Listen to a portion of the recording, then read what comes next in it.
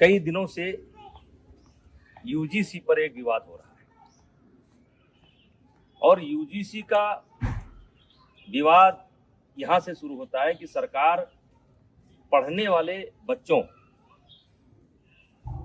के बीच में जो सवर्ण बच्चों के द्वारा कभी कोई घटना घट जाती है उसको लेकर के दलित और ओबीसी बच्चों के संरक्षण के लिए एक कानून लेकर के आई है, जिसके कारण बड़ी भ्रामक स्थिति हो गई है और आज देश में बड़े पैमाने पर विरोध हो रहा है।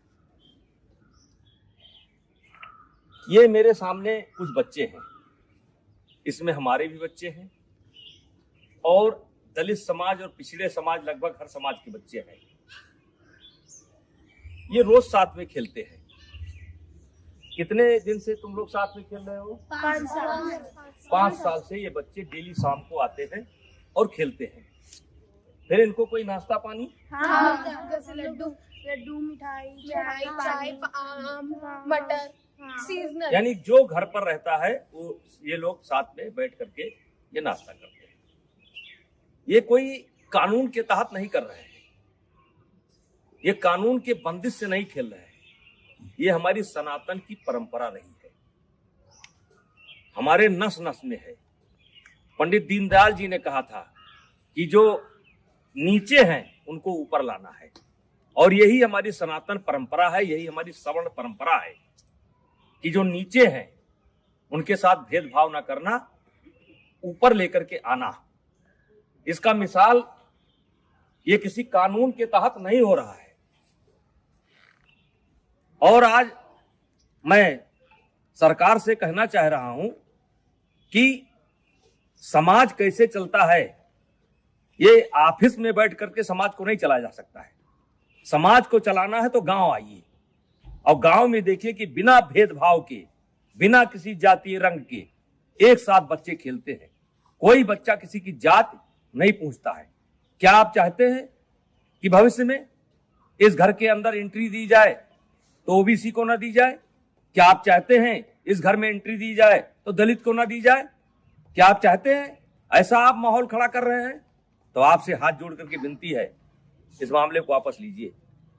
और मैं अपील करना चाहता हूं, सवर्ण समाज से अपील करना चाहता हूं कि इसमें संपर्क करिए ओबीसी के लोगों से। ओबीसी समाज के जो समझदार लोग हैं उनसे संपर्क करने की जरूरत है। जो दलित समाज के समझदार बच्चे हैं उनसे संपर्क करने की जरूरत है और उनसे इसका विरोध कराना है, क्योंकि गांव में हम एक साथ रहते हैं। गांव में कोई शादी होता है, ब्याह होता है, हर आदमी का कोई ना कोई हक है, कोई ना कोई नेग है, हर तरीके से भागीदारी होती है। अभी मैंने सनातन कथा कराया, 1 जनवरी से लेकर के 8 जनवरी तक मैंने सनातन कथा कराया, और जिसमें सदगुरु रितेश्वर महाराज जी ने कथा कहा। मैंने 52 जाति समाज के जो धर्म गुरु थे उनसे उद्घाटन कराया, उनसे एक एक वृक्ष लिया, और मैं सनातन वाटिका बनाने जा रहा हूं। आपने तो कानून बना करके हमारे उस मिशन को स्वाहा कर दिया। आकर के आइए, हम आपको दिखाते हैं कि कौन सा समाज ऐसा है जिसने उस कथा में भागीदारी नहीं की है, सहयोग नहीं किया है। तो ये कोई नई परंपरा नहीं है, ये हमारी सनातन परंपरा है, ये हमारी परंपरा रही है। इसमें कानून की कोई जरूरत नहीं है। हाँ, कोई बच्चा गलती करता है जो क्षमा करने योग्य नहीं है तो उसको आप सजा दीजिए। यदा कदा घटनाएं घट जाती हैं, सजा दीजिए, उसमें कोई विरोध नहीं है। लेकिन ये जो कानून है ये समाज में टकराव पैदा करेगा, और इसीलिए आज कई दिन से मेरे ऊपर दबाव पड़ रहा था, बोलो बोलो बोलो। हमने कहा हम गांव में जाकर के बोलेंगे। ये बच्चों को मैंने जानबूझ करके इकट्ठा नहीं किया है, इसमें हर जात समाज के बच्चे हैं और एक रोज की बात नहीं, रोज खेलते हैं। और ऐसा केवल यही नहीं है, हर गांव में है। हर गांव में कोई क्रिकेट खेल रहा है, कोई कबड्डी खेल रहा है, कोई खो खो खेल रहा है, एक साथ पढ़ते हैं। वैसे भी इसके पहले आपने कानून बनाए, दलितों के ऊपर अत्याचार ना हो इसके लिए कानून बनाए। क्या दलितों के ऊपर अत्याचार रुक गया? महिलाओं के साथ अत्याचार ना हो उसके लिए कानून बनाए आप, क्या वो रुक गया? दहेज के नाम पर कानून बनाए आप, क्या वो रुक गया? रुका नहीं, दुरुपयोग ज्यादा होता है। जहां ऐसे कानूनों की समीक्षा की बात होनी चाहिए, अब पता नहीं किस मंशा से अधिकारी बैठ करके ऑफिसों में निर्णय ले लेते हैं।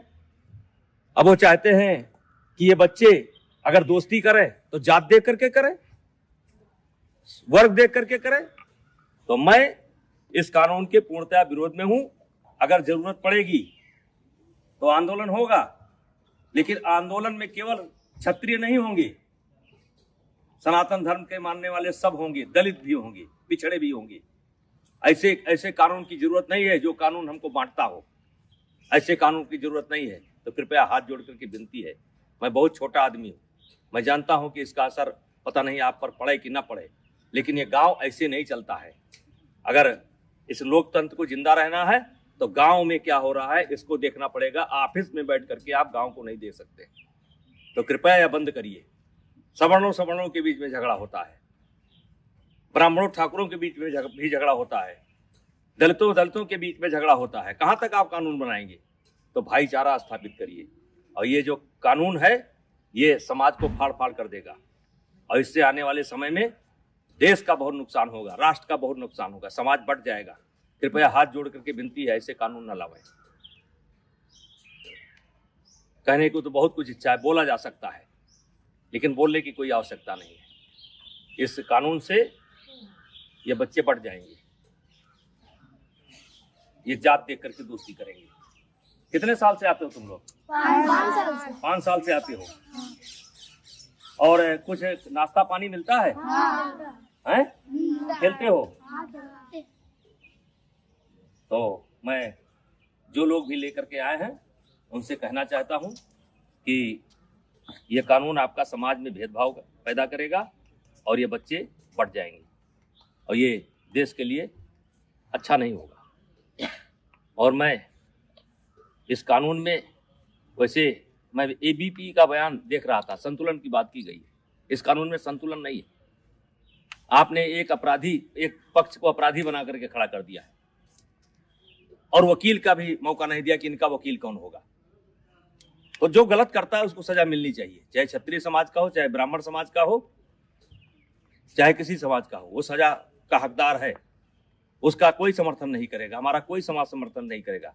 लेकिन आप ये बच्चों में भेदभाव मत पैदा करिए, स्कूलों में भेदभाव मत पैदा करिए। और मैं फिर अपील करना चाहता हूं दलित समाज के बच्चों को, जो पढ़े लिखे बच्चे हैं उनको अपील करना चाहता हूं, ओबीसी समाज के बच्चों को अपील करना चाहता हूं। ये देश हम सबका है, और इस देश में सौहार्द बनाए रखना हम सबकी जिम्मेदारी है। तो कृपया ऐसे कानून का समर्थन ना करें।